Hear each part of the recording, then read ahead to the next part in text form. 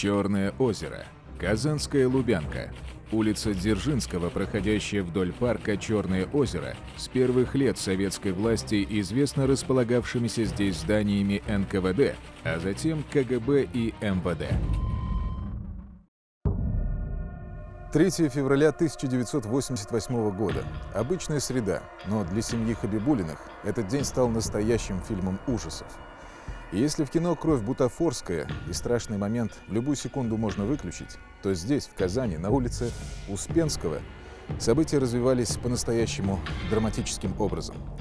Как оказалось впоследствии, обычное дело об ограблении стало трудным криминальным кроссвордом, который много лет разгадывали сотрудники правоохранительных органов.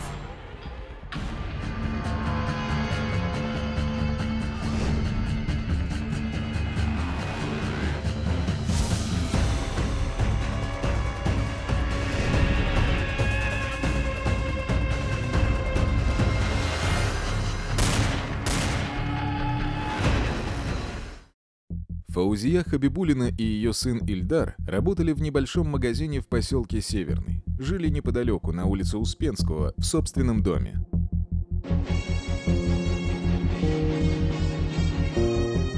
В 9 часов вечера Хабибулина ушла на работу. Сын Ильдар смотрел программу «Время», а позже тоже должен был отправиться в магазин на помощь матери. Добрый вечер.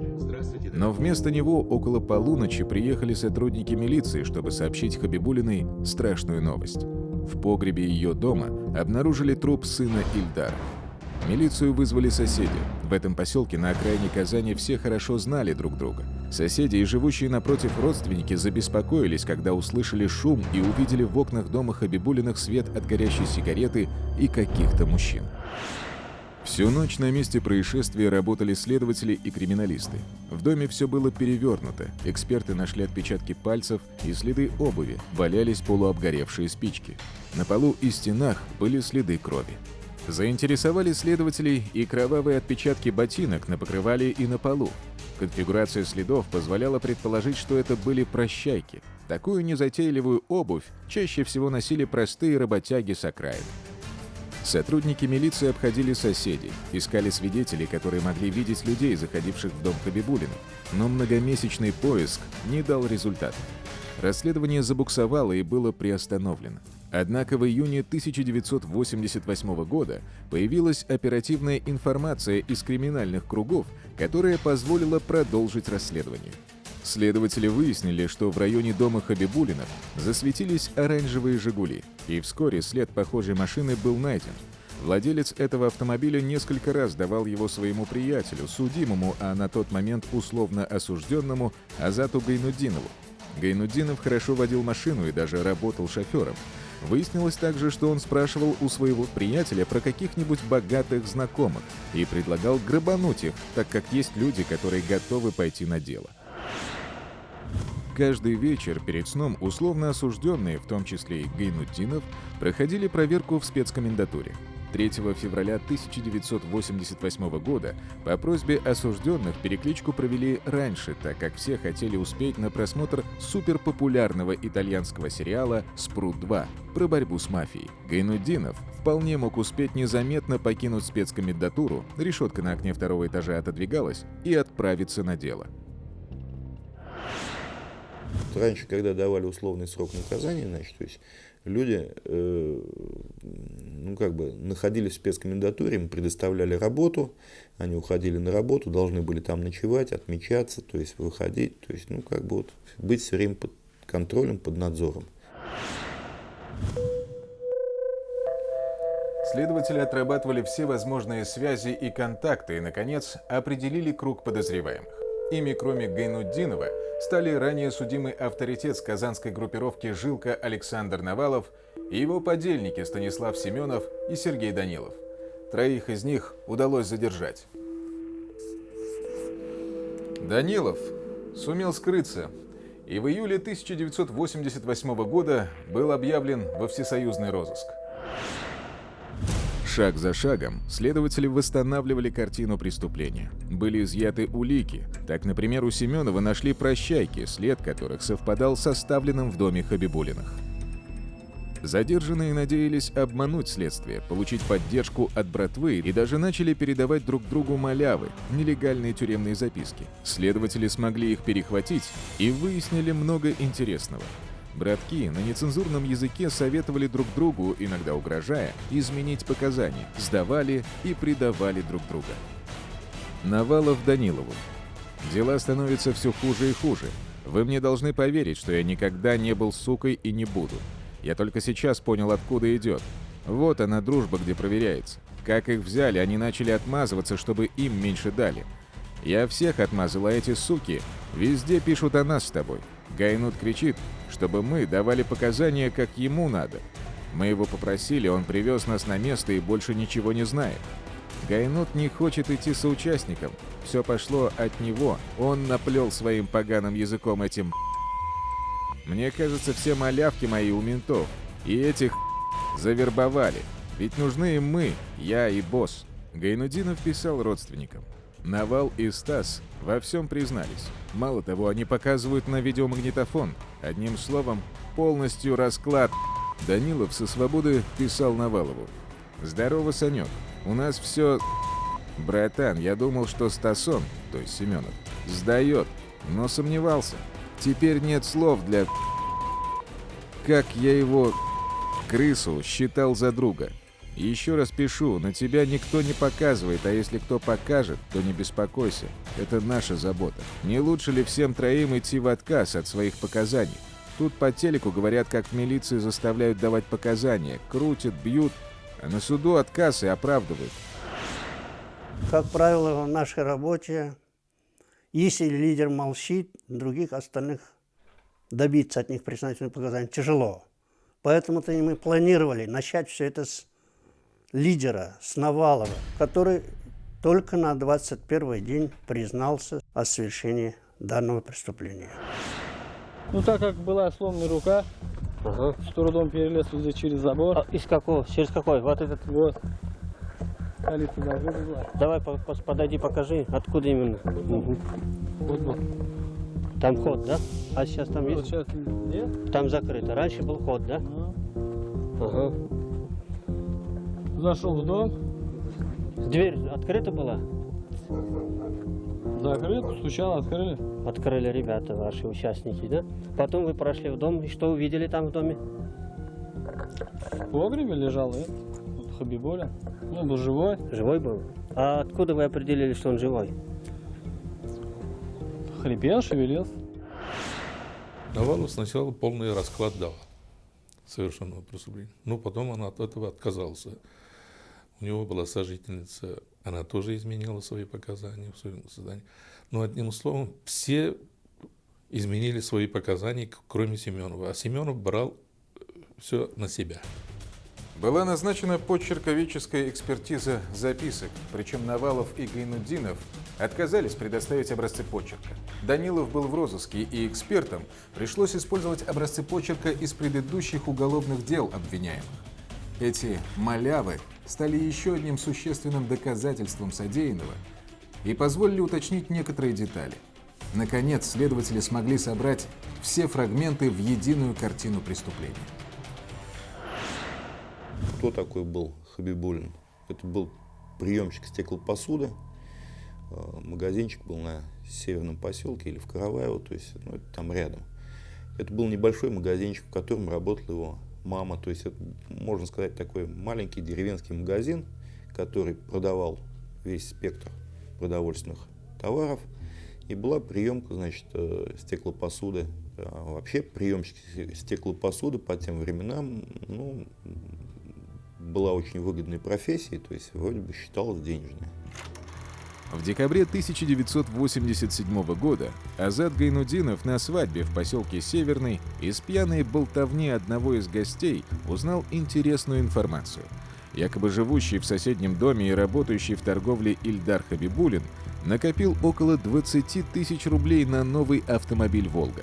Эта информация и стала детонатором всех дальнейших трагических событий. Позже Гайнутдинов рассказал об этом своему приятелю из группировки «Жилка» Навалову. Тот — своим дружкам Семенову и Данилову. Компания тут же решила отнять эти деньги и разработала план нападения. 20 тысяч рублей в СССР было космической суммой, а «Волга» — машиной министров. Рабочий на крупном заводе получал около 220 рублей, и это была завидная зарплата. Учитель зарабатывал 120-140 рублей, медсестра в больнице — 110 рублей. При таких доходах о личном автомобиле даже не мечтали. Деньги тратили на самое необходимое. Белый нарезной батон стоил 22 копейки, молочное мороженое — 10 копеек, а килограмм докторской колбасы — 2 рубля 80 копеек. За цветной телевизор «Электрон» нужно было выложить 755 рублей. За 20 тысяч можно было рискнуть. 3 февраля 1988 года на автомашине, которую заранее приготовил Гайнутдинов Азат, они приехали к месту совершения преступления. Я Навал Данил пошли к дому. Зайдя к дому, Навал указал нам на дом, сказал, что дома никого не должно быть. И сам остался у ворот. Мы с Данилом перелезли через ворота. Одели маски с ним. Дверь открыл мужчина, в трусах был. Испугался, попятился назад, упал. Побежал в другую комнату, мы за ним побежали. Здесь вот этот догнал его. Кто его догнал? Данил догнал его. Он догнал его здесь. И стал, здесь его бить. Я как-то не знаю, что, растерялся, что. Сказали, никого не будет дома. Потом веревка откуда-то взялась. Не знаю. Связали его где? Здесь же, да? Да, вот здесь связали его. Потом? И стали подпол открывать. Так вот за ноги вот тащили вот так вот. Здесь открыли подпол. Вот так, раз вот и опустили туда. Когда мы пришли в этот дом, то есть там было очень много крови, то есть он лежал там сам в погребе, значит, уже связанный. Вот. Денег они, естественно, не нашли. Убитый кто вам? Сын мой, сын. Мать у него работала продавцом в этом магазине. Хабибуллин сам был, как сказать, немножко умственно отсталый. То есть она поэтому и пристроила его в свой магазин под ее же контролем, чтобы он тут работал. Естественно, никаких там огромных денег у него никогда не было, а все вот это был такой блеф, то есть там показать свою значимость в кругу там девушек, прочее, что вот он там хочет приобрести престижную автомашину, то есть что у него там уже есть деньги, там, что он все заработал. Мать абсолютно не знала ничего. Особенно старался уйти от ответственности Навалов. И, как выяснилось, не случайно. Именно авторитета группировки «Жилка» подозревали в совершении других нераскрытых преступлений. Оперативники решили расколоть Навалова, что называется, по полной программе. И в этом им помог смертник Сергей Акимов по прозвищу «Профессор». Этот преступник и по совместительству любимец женщин был официально признан в СССР особо опасным рецидивистом.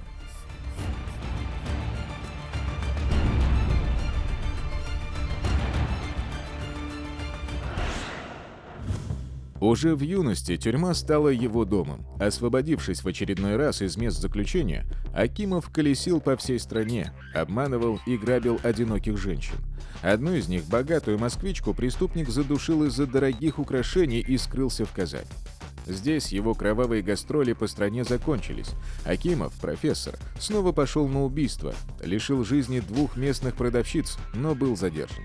По совокупности многочисленных преступлений, в том числе 3 убийств, 13 января 1989 года Верховный суд ТАССР назначил Сергею Акимову наказание в виде смертной казни.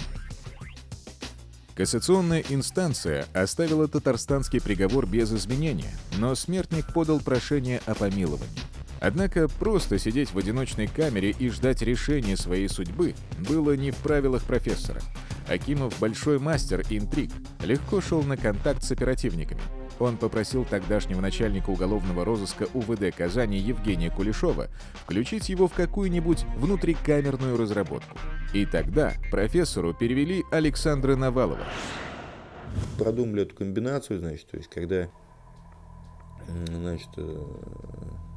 то есть Навалов сидел у нас в камере в УВД, мы его привезли. Мы специально привезли в УВД и Акимова. Они сели в одну камеру. Навалов там, значит, там как бы не зная Акимова, то есть они там познакомились, Акимов там стал рассказывать ему про воровскую жизнь, про, значит, там, как он там встречался с ворами, значит, на зоне, как он там их видел, там прочее. Для Навалова тема была просто сказочной. Акимов, отсидевший в тюрьме больше, чем 25-летний Навал прожил на белом свете, быстро нашел общий язык с новым соседом. Навалов не имел большого тюремного опыта и являлся, по сути, простым парнем с окраины Казани. Чего только стоила его огромная татуировка на животе, на которой был изображен царь зверей, из известного доброго советского мультфильма «Как львенок и черепаха пели песню». После совместных возлияний Навал похвастался своими нераскрытыми преступлениями. Позже он наладил через смертника Акимова связь с Волей путем передачи маляв, то есть записок. Откуда парню было знать, что каждое его послание лидерам группировки Хайдару и Ракоши фотографируется в оперчасти и подшивается в дело? Он очень подробно там все расписывал, значит, что надо спрятать, что надо там говорить, что надо там показать. То есть, и когда я пришел к нему уже после закрытия дела, уже, то есть уже дело должно было уйти в суд, то есть я ему как бы сказал, что жилплощадку всю посадил он. Узнавший о вероломстве сокамерника Навал был в бешенстве. Многие соратники по группировке тогда отвернулись от обманутого авторитета. Акимов даже стал на суде свидетелем и козырем обвинения, тем самым добившись отсрочки исполнения собственного приговора еще на какое-то время. Присутствовавшие в зале представители казанской братвы кричали: «Скоро тебя расстреляют! Сдохни, тварь!» Я однажды вечером прихожу с работы домой.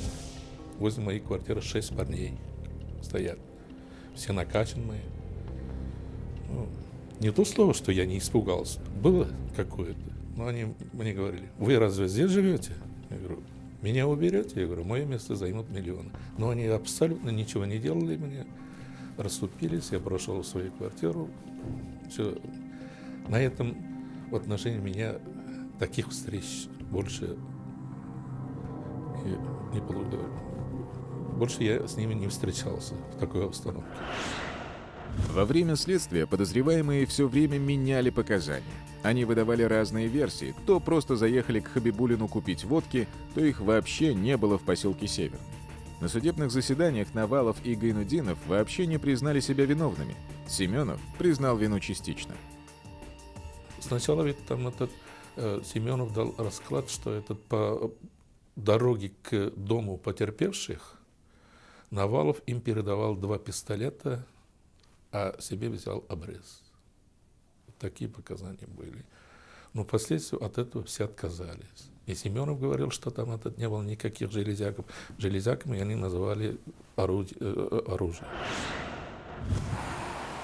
3 июля 1989 года судебная коллегия по уголовным делам ТАССР вынесла приговор по нескольким статьям Уголовного кодекса РСФСР: убийство, ограбление, незаконное хранение огнестрельного оружия. Александр Навалов был осужден на 10 лет лишения свободы с конфискацией имущества и содержанием в исправительно-трудовой колонии строгого режима. Станислав Семенов получил 13 лет, Азат Гайнудинов – 7 лет лишения свободы. Отсидев весь срок, Навал вернулся в родной город, но смог насладиться свободой всего несколько месяцев. После убийства в 1996 году лидера жилковских Хайдара в группировке началась кровавая борьба за власть. Навал, хоть и был другом и сподвижником Хайдара, не претендовал на лидерство в ОПГ «Жилка». За 10 лет заключения он приобрел большой криминальный авторитет и оброс солидными связями в воровской среде Москвы и Сибири. Собирался короноваться на вора в законе. После освобождения Навалов выступал за объединение казанских группировок и против разрешения конфликтов с помощью насилия. Но через несколько месяцев после освобождения, в октябре 1998 года, Александр Навалов был застрелен в Казани у модного ночного клуба «Азия». На десятки брата он подъехал за своей девушкой. Последняя якобы не имела связи с деятельностью убитого. Тем не менее, преступники явно желали убрать ее. Правоохранительные органы уверены, что это преступление именно следствие разборок на жилплощадке. А эти ребята следы заметать умеют. Так и сегодня никого не удалось задержать. Еще один участник убийства в поселке Северный – Сергей Данилов. Умело скрывался долгие годы. Уголовное дело в отношении него было выделено в отдельное производство и вскоре приостановлено в связи с розыском. И только через много лет, 8 мая 1996 года, его задержали в Москве.